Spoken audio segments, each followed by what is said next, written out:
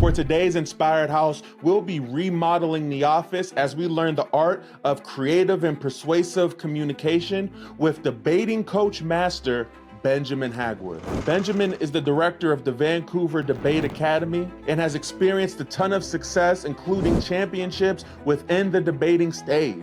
And he's here to drop some gems about the world of debating and things that you can use to make you a better candidate and overall communicator. I think if you have a strong enough center of self, then you actually don't need to deviate that much from the things that you find joy in or the things you want to pursue. You just have to work hard to figure out what your network is. I think as kind of your name and your branding grows more, obviously, I think you can demand individual, but capturing a bunch of fish in a net is just as good as capturing a whale. Mentorship can allow for that evolution, but if we're goal-oriented, if we want to win the Harvard tournament, then you got to come.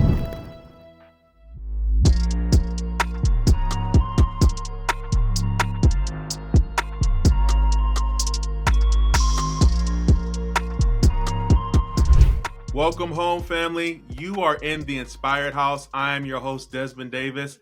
And y'all, today, I got a special guest for y'all. I'm so excited to introduce to some and present to others, Benjamin Hagwood. Benjamin, how are you doing, family?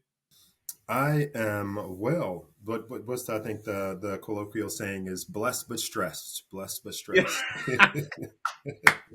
I feel that, man. I feel that. So where are you calling in from? My family and I live in Vancouver, British Columbia. Beautiful British Columbia. We're originally from the States, but right now, yeah, we're hanging out in Canada for a little bit. Very cool. Very cool. So you're over there in British Columbia. What's kind of with all that you're doing, what's going on? Tell the people a little bit about you before we get started.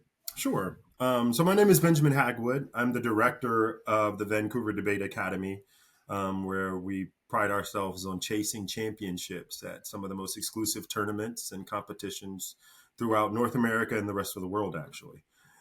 We just recently returned home yesterday from competing at Harvard, where we took home first place in the open division, which is varsity. For folks that are not familiar with that, like that terminology, it means the varsity division. We won first place. And my life wasn't always about debate. I come from a Southern Baptist background where my dad is a pastor. My brother's a pastor. Both my grandfathers were pastors. I got a couple of uncles that are everybody's pastors. So, that means we was in church 4 days a week. That's You got to go, you got choir rehearsal, you got Bible study, you got meetings, and then you got church service. So I always kind of grew up in a background of public speaking without knowing that I was in public speaking, because the rhetoric around kind of Black preaching is so powerful and it's so, inspiring that I kind of took those same tools and I used them in college to pay my way through school, actually. And from there, I became a coach and I started at university level teaching and coaching. And then I started to give a little time back to local high schools through the nonprofit organization, the National Speech and Debate Association. And from there, I was asked to come and start the entire kind of Canadian wing. And that's what brought us to Canada. I'm not pursuing that anymore, as kind of some of my views of pedagogy shifted away from where the investors' views of pedagogy was. Theirs was more profit oriented and mine was more person oriented. So I'm pursuing other kind of avenues of being able to use speech and debate as a tool for students to be able to access their wildest dreams, whether that is getting to college or being a professional speaker or being an actor, an actress, whatever it is. We always need communication. So that's kind of my life story in a minute, I think, of what I've been doing. Wow. So growing up in the church and in the Black church specifically, probably, I resonate with that. I'm a preacher's kid. My granddad, pastor, uncle, pastor, area, right? And so that ability to communicate, that skill that kind of just grows because you're around it so much. Right. I can, as you're talking, I can kind of see the journey, right, of Mhm. what that looks like. So, I guess how then, if let's say for today's episode, family, just consider this an episode where we're going to be in the office, but we're going to be playing around in some other rooms, y'all. So just follow along with us for today. So, with what you do kind of career wise for someone who's not familiar with the debate type side, let's just say that all they know is the great debaters with Denzel Washington, right? Mm. If that's all that they know, Right. do is if they watch that, do they know enough, or is there just more to it than we know about? Well, it's definitely developed a lot since kind of that style of debate, but that style of debate is still a very prominent style of debate. That's most likely, I would say, are most closely aligned to what's known as world school debate. Um, Hmm. and that team still exists actually. And I just did, not to like plug myself, but I just did a video review of that movie actually, on my LinkedIn page for my academy. But speech and debate, there's about 45 different events that you can do. And we primarily focus on public forum, which is we want students to be able to take information or evidence that they find online and to craft arguments and then present those arguments to any person. So no, we don't need any specialized training. Any person off the street can listen and make a decision on who they think are making the more compelling arguments. And Hmm. because it is a competition, you're forced to really have to be ready to defend both sides of an argument. So you don't get to just pick one side you will defend. You have to pick both. So debate as a competitive activity really stretches students to focus on developing a clear research kind of habit, as well as be willing to engage in both sides of an argument and really try to engage in understanding and better articulating their belief on both sides of arguments. Wow. I guess I'm that that's really interesting to hear. So essentially, kind of, I can say that if you want to be more informed, if you want to maybe develop, I would argue, better critical thinking skills, For sure. kind of getting into debate and particularly public forum could be a really helpful way of doing that. Am I hearing that right?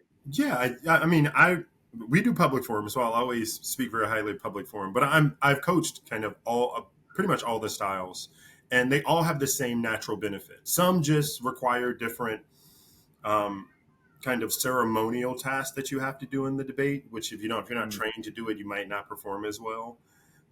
But yes, critical thinking is one of the skills that you definitely develop very quickly. Problem solving is another skill that students develop. Time management, believe it or not, because you have a limited amount of time to make your arguments.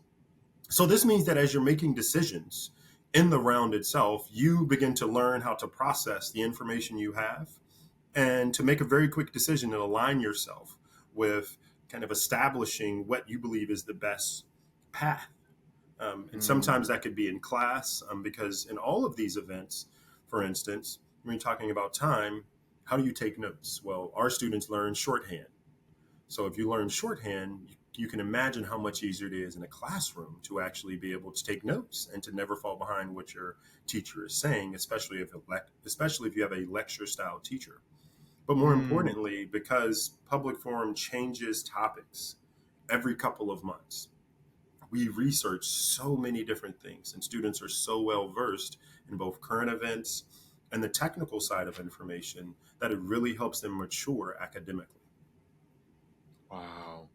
Yeah, That is so interesting. I love what I'm hearing and what you're saying because I think now I guess my follow-up question is if I were to ask your students kind of what they do, or if I were to ask them to transfer what they do into a resume, does that sound would that sound kind of the same, would you say? Have they been able to grasp like the intricacies of like, hey, you're not just only practicing how to be a good debater, but you're developing these skills that will carry you on into the workforce, whatever else they decide to do. definitely. Um, that's one of the things I've really been focusing on as I reach back to the states to try to help younger coaches that are coming up, like the next generation of coaches, because coaching is not quote unquote an old person's game. At a certain point, you kind of just get washed out because the next generation of coaches come up. So the question is, how do you really prepare yourself? And um, one big problem that we've seen across the board, especially when you talk about people that are in higher education or are trying to transition out of higher education, is how do we translate the skills we've developed in higher education to be relevant to the corporate world or to the nonprofit world? And a lot of people struggle with that. And debate is one of the things that really helps us begin to learn how to analyze the audience that you're talking to, adapt to the needs that they have, and then to be able to present yourself in a way that allows you to be the preferable candidate. So each debate really works that way. Believe it or not, before students even start a debate, they generally try to find the judge on LinkedIn because they want to know what the judge's professional interests are. So now you can adapt all of your arguments to fit within the professional interest of that judge, and we often find success in using that as a tactic. So, yeah, I would definitely say debate is one of the ways that we can do that. But some of that also takes some additional coaching. I mean, that's not a natural thing that we do. That would be one of the more advanced courses that we give when we get to the probably about grade 10. We start focusing on college profiles for students, and we start a little earlier than that. But for the social kind of model build out, how do they look on social media? What does their profile look like?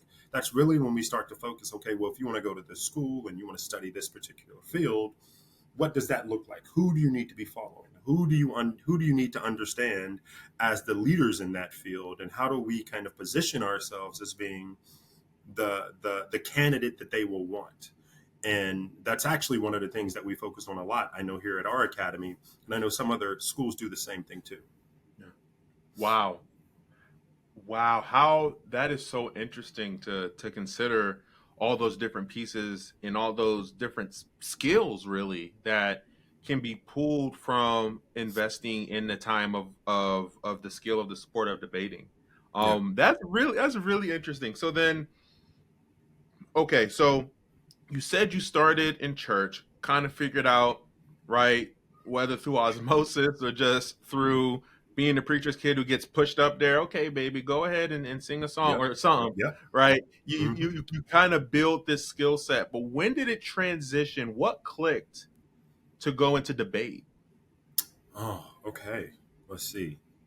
So my family always really encouraged us to discuss things, and sometimes when people come to our house, we have the big Thanksgiving gathering. People, why are you all arguing? It's like we're not arguing. This is literally the way we discuss things. We everyone's opinion is valued, and someone in our group always needs to be the devil's advocate, right? Always arguing against the whatever everyone else is agreeing with. And after kind of applying and beginning my kind of collegiate career, I got a pamphlet in the mail that said, "Come debate for our team, and we'll give you money." Hmm. Well, listen, I'm I'm not above having to pay for college. So when they did that, I showed up on the first day, and from there, I kind of just hit the ground running. It was I had what I would consider a pretty successful career. I don't think I was as successful as I wanted to be. A lot of people I think have that experience, but then I translated that into making my students kind of the most successful they could be in the atmosphere we were in, which was very fascinating because I went to a private white institution for college, and I would say our kind of black student population was less than 10%. But Hmm. on the debate team, I would say, our black population pretty much rotated around 25 to 30% because I made it a mission of mine to kind of go out and find students, kind of craft those students and really help them kind of get access to the same benefits that I had. And yeah, it started with a pamphlet and it's kind of blossomed into me kind of doing debate across borders with several different groups of students across different racial lines and socioeconomics. So I don't know. It's been a great journey. Wow. That that's it. So just off of a pamphlet just happening to be there just Yeah. and going for it. I think that says a lot about the power of being curious, or Hmm. at the very least being open to experiences. I Yeah. think what you're talking about. I can think of a number of people, especially like with the coaching and stuff I do. I can think of clients. I'm not going to say your name, but who would have saw that pamphlet and would have been like, nope, not my thing, not going to do it. Hmm. That sounds too weird. And it's like, and I think of what you're saying, and I'm just kind of struck like, wow, you never know what opportunities are there Right. if you don't at least try them out. So, okay. So if I were to be, oh, give me 1 second. Daughter?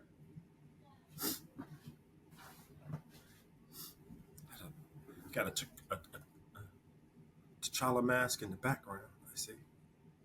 Lovely. Sorry about that. Good. You're good. I was Um, admiring your T'Challa mask in the background, and I don't know what is that a newspaper clipping? we're right here. No, like the what's in the frame underneath the world map. Yeah, what's that? Oh, that's the Dr. King I Have a Dream speech. No, what's the one you pointed to? The one beside it. What's the one directly underneath it? I can only see the one to the right of the one. Yeah, that one. Same thing. Okay, Front and gotcha. back of the front and Gotcha. back of the Dr. King. Ah, okay. Yeah, see, I couldn't see the whole map there. Okay, that's interesting too. I have opinions on that map, but we can save that for a later discussion. I don't think that map is an accurate portrayal of the size of the continents on the planet. Believe it or not. I 100% agree and believe you. I definitely got that at Burlington Coat Factory. I'm with it. I'm with it. I'm with it. All right, there you go. Hey, look, balling on the budget. That's what you got That's to a do. I fact. feel you. I feel you. Okay. That's a fact. Yeah, I definitely got Hmm. that from Burlington Coat Factory. So Yeah. you are 100% correct. So okay. So for our listeners, for Yeah. people who are interested, maybe because we get sometimes we have a nice kind of robust representation of college students as well who Okay. listen. Hmm. If somebody was interested in either joining a debate team or starting a debate team, what would be kind of the things they would need to consider? Well, most colleges in the United States actually have some form of a forensics team, which debate would fall underneath your forensics team. So if you go to your communications department, in the communications department will probably be housed kind of. Hold on. My son is spraying the windows off. I think he wants to get my attention. Yeah. I don't think he realizes how loud it is. But yeah, most colleges have in their communications department is generally housed some type of forensics team. Um, Hmm. if they don't have one that's available, depending on which college they go to, um, I would say first start with your dean of students. Yeah. So if you go to like the vice the you go to your like kind of like your vice president's or your vice chancellor's office, you can probably start a club pretty easily. The Hmm. biggest thing to decide is what style of debate that you want to do. So there are Hmm. impromptu styles and there are prepared styles. Your impromptu Okay. styles generally don't require professional. They generally don't require support from the staff, so you can just run a club. You just need to get a budget that allows you to travel or fundraise. Whereas your prepared motions generally will require a staff because someone's got to be doing all that research, right, and helping prepare arguments. So they kind of exist on those different planes. But the easiest way to kind of create a team, like I said, is to just go start a club and decide that you want to debate at some tournaments. Throughout the United States, there are tournaments every single weekend, all throughout the Really? United States. Yes, there are, I would say on average, there's probably about 10 to 15 tournaments happening every single weekend. And to be honest with you, several of them are online. But when you get to your major nationals, your Stanford, your Berkeley, your Yale, your Princeton, Harvard, those really big exclusive tournaments, Tournament of Champions, those tournaments, um, well, that's actually at the high school. Those tournaments, though, are kind of pretty big and happen all like every single year, but they're a little bit more difficult to win. Hmm. So yeah, if you wanted to start one, start with your vice chancellor, vice president, whoever is over the student kind of club department, and ask for support, or just check with your communications department. I promise you, in your communications department, someone in your communications department did speech or debate. They just did. Absolutely. They just did. Like that's where we get most of our folks. Really, that's interesting. Yeah. Okay. So then working with maybe starting a club, working with your communications department. So then what are some careers would you say that post school, post debate team, what are some common careers that people who are a part of a debate team Hmm. maybe go into? Or are there common careers that people who are Yeah. a part of a debate team go into? Yeah. Oh, definitely. I would say from when I was debating in college, majority of the people on my team went into law. Figured, okay. And I was actually dating a woman at the time, and we both took the LSAT together, and that's part of the reason part of the reason why we broke up, because I got a better score on the LSAT than she did, and she was not happy with that, because she studied and I didn't study, and it is what it is. Like it was not meant to be. You hear me? I'm happy with where I am. Um, but yeah, I would say so. I would say Wait, whoa, whoa, whoa, whoa, whoa. We're not I'm just sorry. gonna jump past I'm that trying minor to throw it flag. in. I'm trying to move by it. You Yeah, heard that? yeah, I studied she studied the LSAT. I yeah. didn't. I passed. Wait, and Well, you well, got a well, better well, we score? both. It's a score thing, right? So it's out of 180, and let's just say I scored about 20 points higher than she did, but I didn't get a perfect on it. So I mean, like, she just wasn't happy with her score, and I was like, "Ooh, this might be cool," but I ended up not deciding not to do law school because it just wasn't for me. Um, but yeah, I would say the top three kind of careers: law school, um, professor, generally of communications or some sort, and then the final one is consultants. Because in debate you spend so much time researching, it makes a lot of sense to go into law. A lot of the research we do in debate is very synonymous with research you would do in law to craft briefs. And kind of the same when consulting. When I think of consulting, for sure, it's that we become communication professionals. We have to learn how to navigate all situations. You can lose a debate because you misgender a person. So it's not just the topic, it is the full kind of in some from 1 hour to a 2 hour kind of presentation of whatever it is you believe. And everything is up for criticism and debate.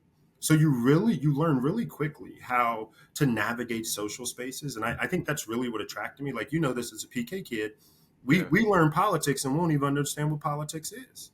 that's Right? a Like fact. like going to church, like going, especially in the black church, you always got somebody just trying to stir something up, and you're just seeing adults do stuff.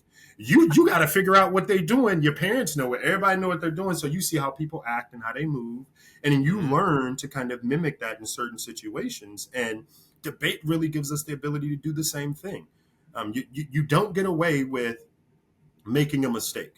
Saying I'm sorry is generally not good enough because this is about presentation. So a lot of the times when you're thinking about consultant work, it is about kind of helping the client reach their best potential that they have. And some of that is teaching them in social situations. And then for just being a professor, it's because a lot of us want to become coaches. We do the activity so long that we're really interested in keep doing it. And higher education is kind of the safest place to be able to do it for most people because there's guaranteed funding for it. Whereas if you teach in high school or middle school, that funding could be cut, and there's nothing you would True. be able to do to stop that. Wow, that's also very true.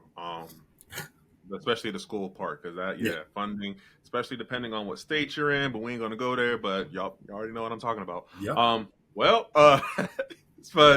but yeah, there's so much truth to that. So you talked about, which I think is very interesting, presentation. And so I would love to hear maybe more about when you talk about presentation, and I'm thinking about our listeners and folk, let's say, what are some things I can glean from if I'm about to maybe go present a project at a meeting or job interviews? What are some things that maybe a debater can teach me to help my overall presence?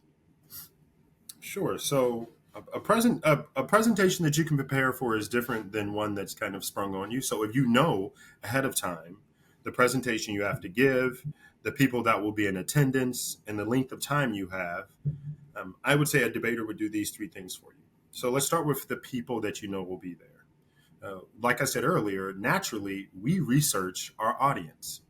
I don't go into meetings without knowing who the people are.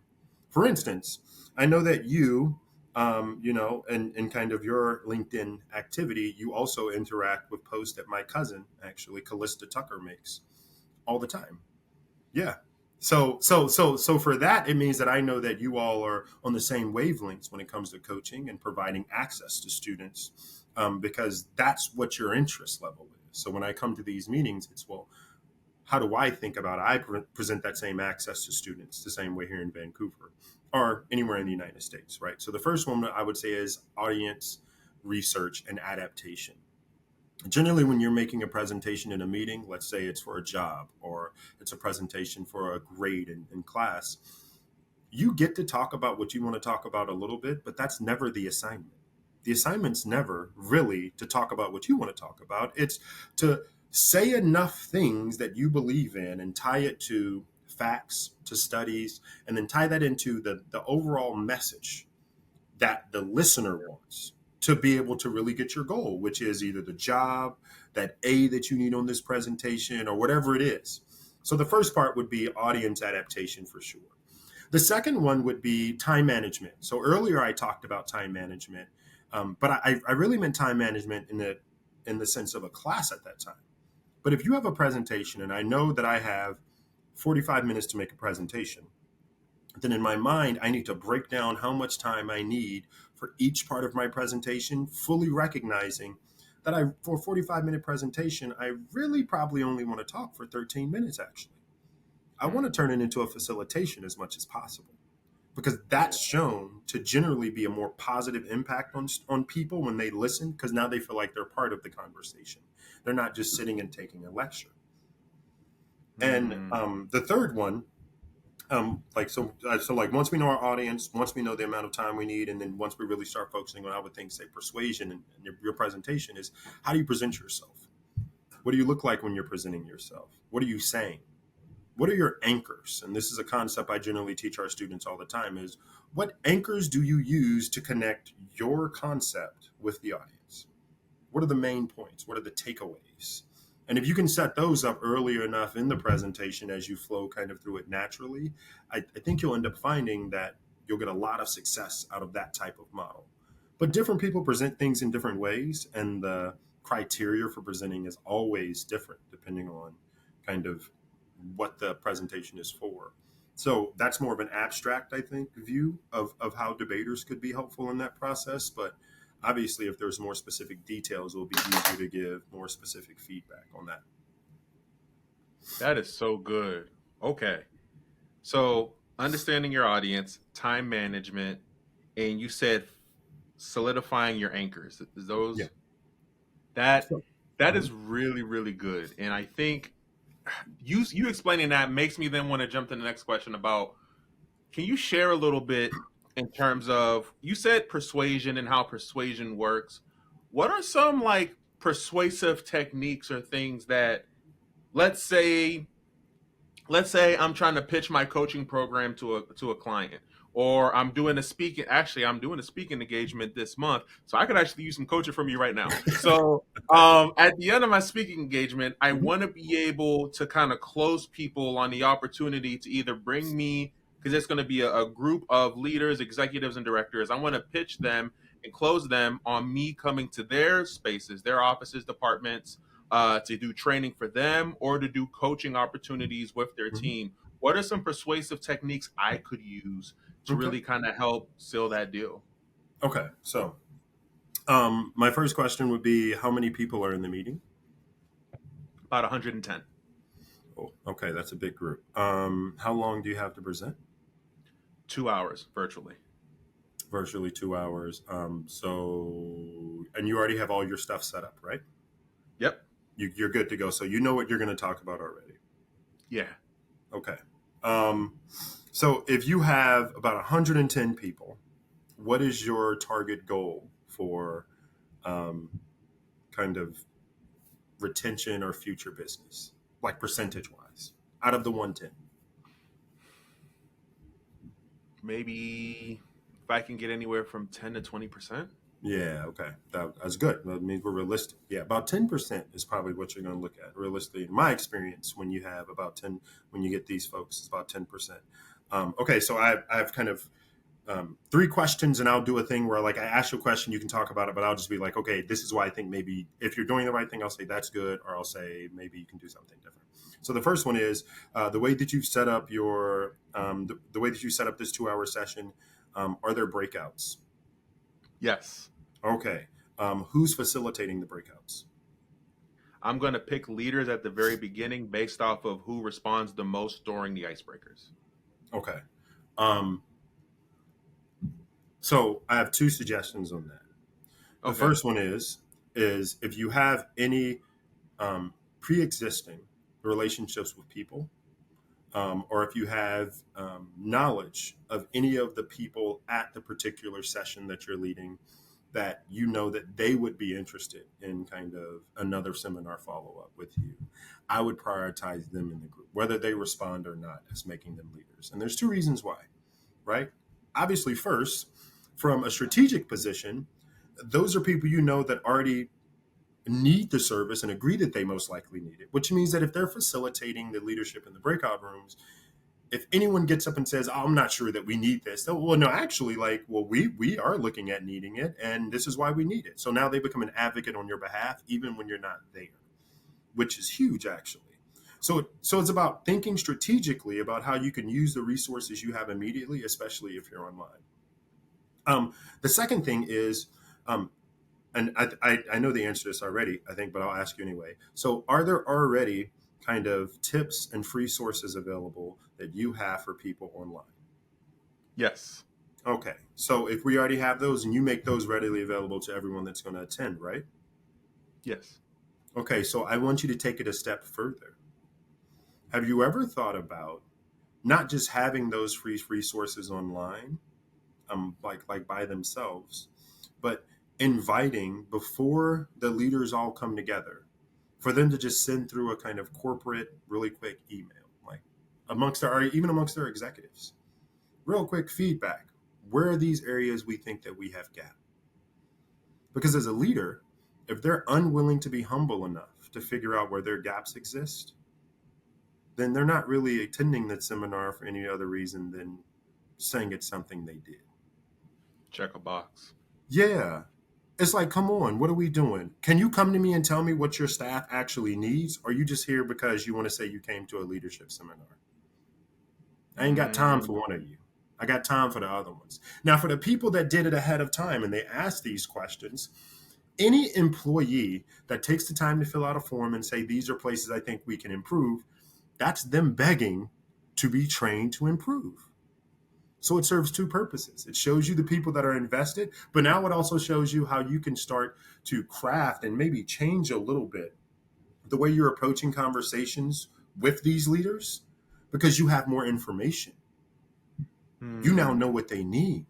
If everyone's screaming, we need more diversity training, well, guess what we're going to talk about during this session?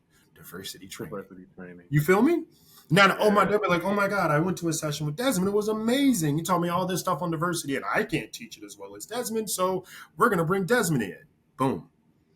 But if that work's not done ahead of time, right, and we just show up assuming that everyone is there for the same purpose, we generally fail. Wow. So, all right, and then the third one, and I'll just give this one really quick. I know we don't have a bunch of time here, is to really figure out kind of what the industry standard is. So I don't know who the leaders are, but I don't know if other people are doing stuff with them or any of that stuff. But if it's an industry standard. So for instance, here in Canada, we're in the process of kind of hosting tournaments at like some of the major colleges here. Mm-hmm. So once one college hears that we're hosting something, the other one wants to host too. Not because they may particularly care about the same issues or want the same style of leadership, but they have to maintain a certain like reputation as being competitive with their peers. So that industry standard piece, I think, is also another piece of information I would look at when trying to figure out where to be presenting and how to get into more places, from one company to the next.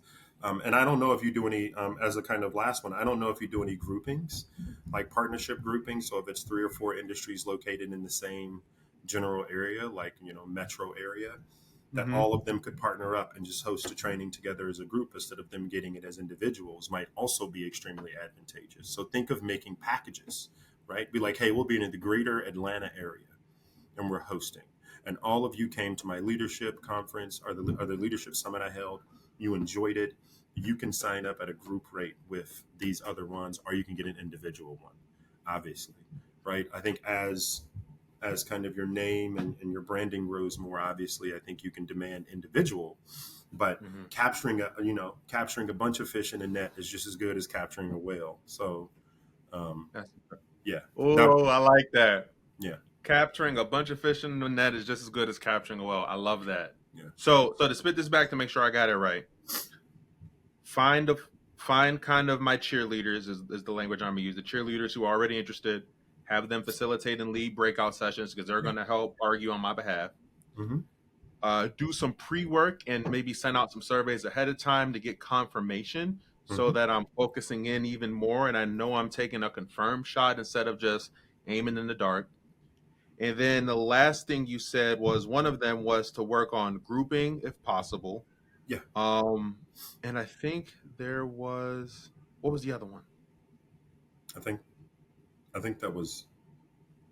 Oh, and so it was industry standard.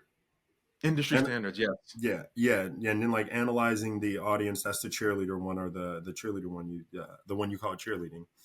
Yeah. Yeah, and then the grouping, and I can't remember the other one now either. That's weird. It was four of them. I'm sorry. That's I got them now. I got them Yeah, now though. So yeah. So analyze audience, industry standard, grouping, an investment. So what's their and invest. investment? You need to send a pre-summit kind of a survey for their employees to fill out. But I think it would be useful to also send a pre-summit kind of kind of form for them to fill out. Where do they Mm, think they have gaps in leadership? Again, all of this information is useful to the level of interest the person actually has in the training and their willingness to kind of adapt. And that's what I would be looking for. I would be looking for pushing the people that want to adapt. I don't know. I probably would avoid the people that are like, "Oh, I'm a great leader. I don't really need a bunch of." I wouldn't make them leaders just because. Eh, eh. yeah, If you just feel true. like you have everything under control and you don't need any help, that's not very good leadership. Yeah. So I That's don't think I would want that. that's definitely lacking self-awareness. Yeah. Man, yo, so sometimes I talk to the camera because I got to talk to my family sometimes. I know I just got like coached for me, but if y'all were unable to take that and apply that to whether you're looking at schools, whether you're graduating, whether you're trying to find jobs, whatever projects, promotions, then you're not really listening and you need to rewind that back. Cause Benjamin, that was good, man. Yo, that was good. Yeah. I'm sitting here like, oh, I can't wait to rewind this and look back on this. So I guess with all of what you do and kind of what you're doing, I know you work and you're running kind of in coaching a debate team. Do you have like any like offerings and services? So if somebody's listening and they're like, Benjamin, like Mr. Hagwood, that sounds great, but like I don't want to do debate. Like I want to like learn from you in any way I can, whether it's school prep, debating, whatever. Do you have offerings and things like that? So my academy keeps me pretty busy, to be perfectly honest. We service like over 400 students right now, or 400 Sheesh. families, excuse me. And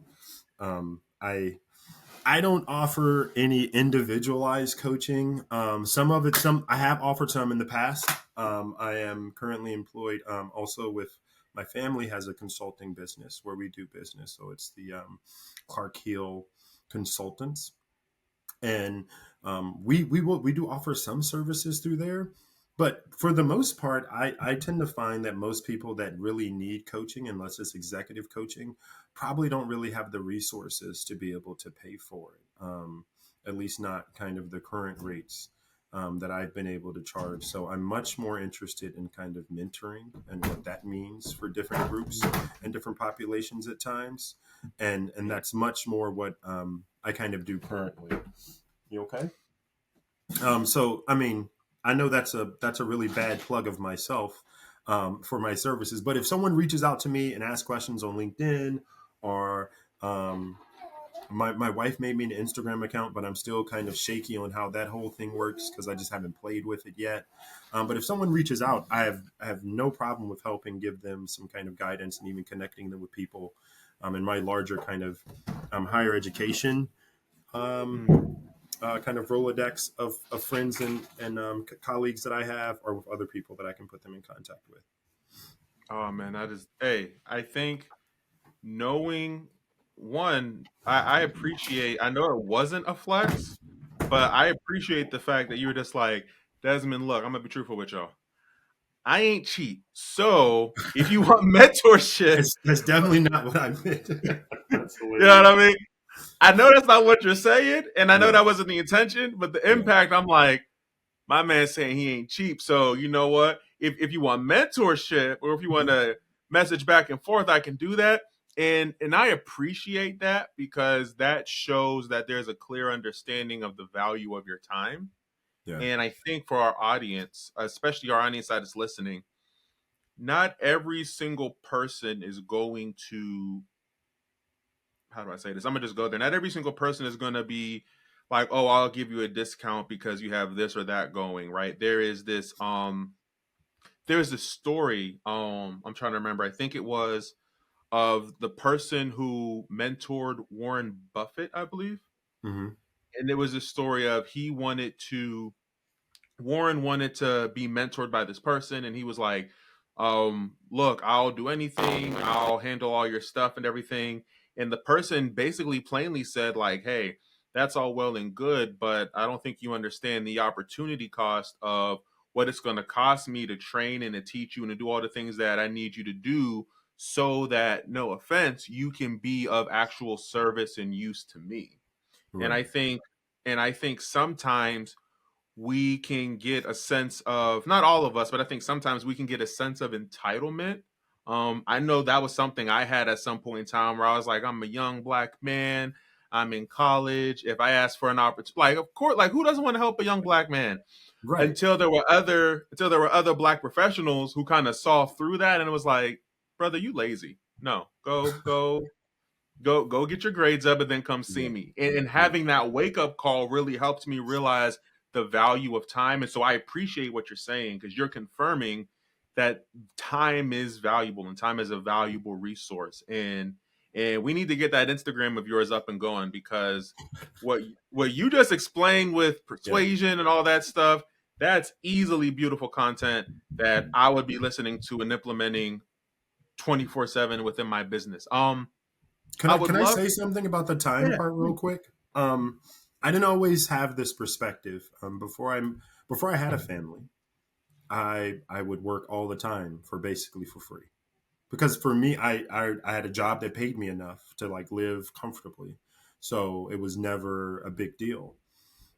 But I think at times when we do things for free, we therefore distort what the value of our own knowledge is at times. So what that means is when I sit down at the end of the day, I have to figure out what the cost trade off is of family time versus working, because again, that work life balance is so huge. Not everything is worth doing. It just can't be, because for me to do something, it means I give up something else. So from a like bare bones perspective, when I started thinking about this, I always started with what's my budget on a month. So then Mm, what's my hourly value, right? If I divided up all the hours in that month for how much I needed, that told me what I should charge an hour, because I need this much at a base to be able to sustain my life. Most people don't do that though, right? When they think about their budget, they're like, okay, well, I got this job that pays this much and I got time so I can do this. No, but like that time is time you're trading off somewhere else. So if I know how much I need to get per hour and I tell a person what I need to get, oh, well, that's too much. I can't. It's like, well, I want to help you. I would rather have a mentoring relationship where, you know, you're not paying me, because then that decreases my expectations of how much I need to prepare to engage with you, instead of just being able to have a conversation with you with coffee, once a mm. month. to really help you refocus your life and be like, hey, maybe this is something you can think about. But if you're paying for it, that's different. Because again, it takes all those other, it takes the research, the industry analysis, the audience analysis. All those things now come into the way I'm engaging with you, because our conversations are goal oriented, instead of just being conversations that are about you being able to evolve to the next version of yourself, which are two drastically different things. Mentorship can allow for that evolution, but if we're goal oriented, if we want to win the Harvard tournament, then you got to come correct, and I'll make sure we win it. I mean, that's like life, right? Like that's what we do. So, Yes, if you believe your time is valuable, I believe mine is too. And like the lady down at the country store would always say, the price is the price, baby. the The price price is the is the price. price. The Yeah. price is the price. Yeah. Wow. I've never considered, and I pride myself on being a mentor, and I've never considered the idea of the mentorship compared to consulting, and just that comparison that you just made, and kind of really kind of showing the difference in that impacted me. So I mean, for our folk who are listening, I hope you got that. I really hope you got that. And if you reach out to me about mentorship or consulting or whatever, just know I'm going on Manny Chat tonight.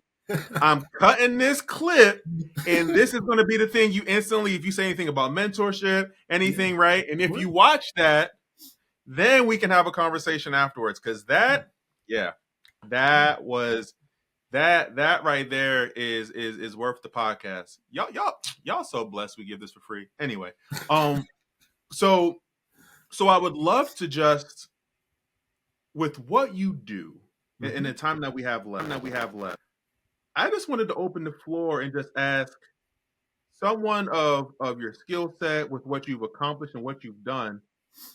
Are there any topics that you want to kind of talk about with the remaining time that we have? Just because I can think of a bunch of stuff, but I'm sitting here like I have the privilege to discuss and talk with someone like you. Like, what is something you want to talk about? I don't know. I think I'm. Let's see. I'm not sure. I would say, if I had to do a quick hit list, depending on the age of the kind of listeners, if you're in college, um, your university can afford to pay you, no matter what university you go to. Don't let them say they can't. The second thing would be, um, it doesn't matter what undergraduate you get, like, or where you get it at all. It doesn't. College is all about networking. And if someone tells you something different, they're lying to you.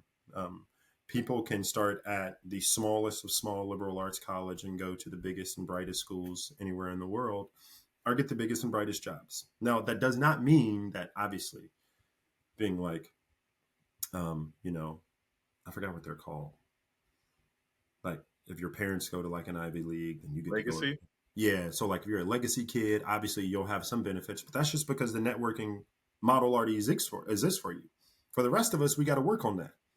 Yeah. So, college is not actually, in my opinion, about going to classes. It's not about doing all your work on time. How many clubs are you in? How many people do you meet? How is your research interest different from someone else's? And why is that something that an academic institute would want to invest in? Because ultimately, the people that get tenure are people that get, research graduate assistant positions. It's their research interests are seen as profitable by the academy.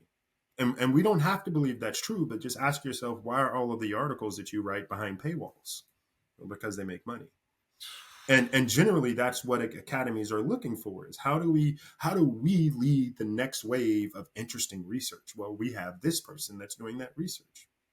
So your value that you have to your institution is never directly tied to kind of when you enter the university. It's always kind of your matriculation as a student a long time. And if you are being conscious about who you're kind of rubbing elbows with, what your research interest is, the different clubs or activities that you participate in to kind of boost your overall kind of value to the academy, then I think it'll be much easier to navigate it and potentially get the resources from it that you want. And then the last thing I would say is social media matters a lot, actually. I start working with students as early as grade 6 on their social media profiles for their college applications, believe it or not. Wow. Yeah, we start building media profiles. So we'll get in newspapers or our local kind of media sites. And we use all of that to kind of build a profile. And one of the most useful things that students can do when they're both entering college or trying to think about, their next level of graduate school or anything else is how do you make yourself interesting to the application board? Well, all application boards are thinking about what you contribute to their community. Yeah. So a lot of people think, oh, I come from a really hard background, but I'm a really hard worker. And so is, I would say about 40% of other people that are applying for the same position you are. But you come from that tough background. What are you doing to improve that community that you're in? Why would this experience help enrich that community that you're from? And if you can't answer those two questions, then your story is not unique. It's not one that's interesting. It's not one that they can invest in, actually. So that's generally why we find students have a bigger problem with translating kind of their personal interests, their personal experiences to successful college applications or successful grad school applications or medical school applications, because you're not filling out the form right, basically. Wow. Yeah. Wow. You come from a hard life. You come from a hard background. What have you done to make that community that you're coming from better than what it was when you left? And what are you going to do after you're done? Are you going to go, wow. How does the experience at our university help enrich the community you're coming from? What is it you seek to learn here that you can take and you can export back, right? If those are kind of fundamental questions we don't have the answers to when you're filling out applications, they're like, you're not for real. You playing games. Like you probably sent this same letter to 20 other schools. For real. Because that's the way people do college apps now. So wow. That it's just it's true now that I'm thinking about it, because I'm looking back at my college application. And again, I was a decent student, but I've always been like impact minded. It's preacher's kid, right? Save the world mindset. And so I'm thinking about that's what very much showed up in my application. What I want to do in my community, what I want to do upon graduation. And even though I'll be honest, I didn't go back home, but ended up finding my wife and all that stuff and then building community here. But that was very much in what was in my application. What I did in my community and what I plan to do with this education going back. And I think that is so powerful because that carries over, Benjamin, into so many things. That carries over into how you interview for jobs. Yep. That carries over into what you do on a resume. That carries over into, I mean, if we really wanted to go there, finding a partner, right? For if we're not just talking about just, oh, they make me feel this, but it's like, well, what's their vision? What's their life plan? Where do they see themselves? You know what I mean? And so, and it's one thing to talk about it. It's another thing to show receipts that can speak to what you're going to do next. And how you broke that down, man, y'all. I never wanted to be one of those podcasters that's like, yo, you're getting a lot of game right now. And those people get me annoyed, but I'm one of them folk today. Yo, y'all are getting so much game right now. Like, y'all, like this dude preaching right now. I love it. I'm very fortunate that I can speak freely because I'm in a position that has afforded me that. But you got to remember, I spent a decade in the academic side, higher education, kind of teaching, getting to know what it took to kind of from going to be a student to being a graduate assistant to being the assistant director of one of the most kind of successful debate teams in the United States in a very short amount of time, because I understood how to navigate those spaces. And some of that is the kind of politics we talked about earlier in church. I figured out very quickly how to navigate those spaces. And I think if you have a strong enough center of self, like if you know who you are and you feel comfortable with who you are and what you want to do, then you actually don't need to deviate that much from the things that you find joy in or the things you want to pursue. You just have to work hard to figure out what your network is that can help you achieve those things. And from there, sky's the limit. Wow. I love that. I absolutely love that. And shameless plug with everything he's saying about finding your center and kind of figuring out what you want to do.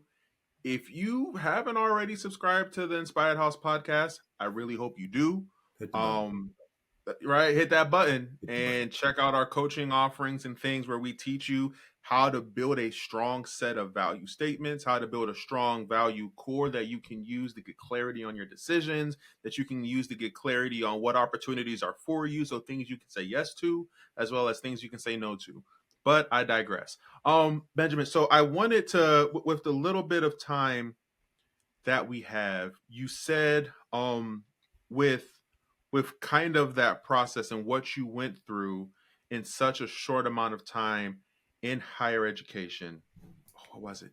It was you talked about, there we go. You talked about having that center core. The last question I wanted to have for you is at how does politics, whether it's the higher ed space or the workspace, how much of it is politics and how much of it is being a problem solver?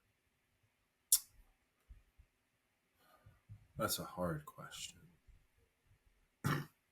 The cynic in me, the cynic in me wants to say it's all politics and no problem solving, to be perfectly honest. That's why you can have managers that are absolutely terrible at their job and you end up having to do all of the work, because generally it's who you know, not necessarily who can get the best job done all the time. Now, there are times where that's not the case.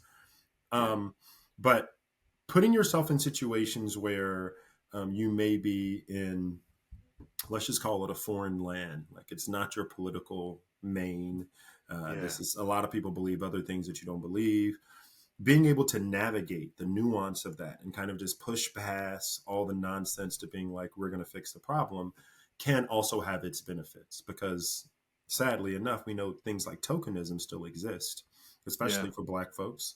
And sometimes when you're looking at how you want to navigate certain spaces, well, politically, you may not be aligned with any of the people in that room, but politics can't be the thing that they really push you out for, but it can be a reason why you get passed over. So again, I think that's a difficult question. Like, in a perfect world, I would say that people get hired because they're better at problem solving. But part of problem solving is also politicking. If you can't politic in a corporate space, in an academic space, in a nonprofit organization, you're not really as useful as someone that can. Because politicking does require a certain amount of kind of social nuance, of kind of social navigating, that allows you to be the person that everyone feels comfortable with or everyone wants to talk to or interact with. And politicking doesn't have to be a bad thing. From my experience in the US, in some circles, it's not. But in some circles, it can be pretty poisonous if you're in it, because the politicking, is it's just nasty for no reason. Yeah. So it really just depends on what you mean by politics. But I would say it's probably a mixture. In a perfect world, 50-50. In the perfect world. I appreciate the little asterisk of, in the perfect world, everything's right and we're good, it's 50-50. But I love also the part of where you said, and then we'll close out, is that part of problem solving is indeed politicking. Yeah. Because you got to get yourself in the room to solve the problem. And you also, I mean, you got to be able to also navigate the different needs and wants of other people. And some of that is inherently politic. And you're going to you got to convince one person to make a kind of sacrifice this time and the other person to make a sacrifice the next time. So that politicking is a form of kind of trade. I think that could happen too. So I don't know. It's some nuance there. Man, we should have started with that question so I could unpack it.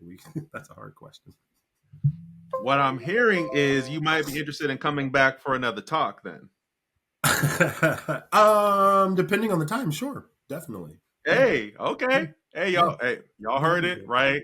This is recording. If people are interested in the conversation we're having and they have questions, I'll be more than willing to come back and answer questions or talk more about kind of navigating college careers, navigating, post-college kind of things. And all that.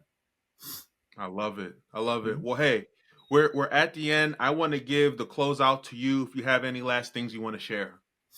Um, Thank you so much for the opportunity. I think that coaching is one of the kind of lost starts that we're all trying to find our way back into because of things like um, just not believing that we're good enough, so believing that we are not adequate to be able to provide instruction and relief to people, and also this thought process that we're all individuals when in reality we're really a community, y'all, and we got to stop acting like we're not.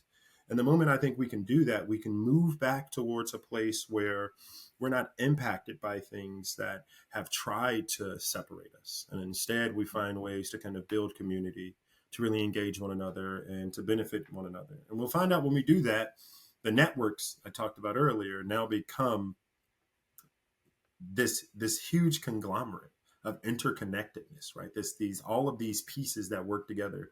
That means that we'll all kind of be like rich. It may not be like a financial rich, but it's like culturally, social, and you'll have all the resources you need because now your community, your network is more interconnected. It's more dynamic, and it serves a larger purpose than just yourself or another person. Um, so yeah, I'm excited for all of the work that people like you're doing, Desmond. Like, 'cause I know my cousin does a lot of work in the same field as you, and um, I've been doing very similar things, but mine has just been I think I've just been doing mine on a much more quieter way, and um, yeah. Anytime folks are doing good work, I'm always down to help out. Like I said, in my opinion, collaboration and mentorship exist right on the same plane. So moments for collaboration and fellowship are always down for me. I love it. Mhm. Wow, what that amen to all of that. For our audience, if they want to reach you, how can they reach you? How can they get in touch with you? Right now, I mean, I would say my LinkedIn is probably the best way to contact me. I do have an Instagram. I believe my handle is BEN Black B4. So Ben Black before. And then I just asked my wife that actually. And then or they can also, I'm trying to think how do I want to do this. Yeah, I want to just leave it to LinkedIn and Instagram for right now, I think, because I don't want my email to get bombarded if there's a bunch of people. But if you reach out to me on LinkedIn, I'm pretty good about checking it on a daily basis. I also have a Facebook too, if people are still using Facebook or Meta or whatever it's called. And I'm just Benjamin Hagwood on there. So if people need help with anything or kind of navigating schools, career choices, anything like that, I'm more than willing to have a short conversation. But I would again, the kind of disclaimer to that is, do you want to just talk in generalities, or do you actually have a goal? If you have a goal, that's a totally different conversation than if you just have general kind of comments or general thoughts that you need to have. I love that. I Yeah. love that. Benjamin, thank you so much. We're Hmm. going to put all of that contact information in the description below. But y'all, thank you so much for hanging out in the Inspired House. I'm Desmond Davis here with Benjamin Hagwood. Y'all have a great day. We'll see you next week. Peace.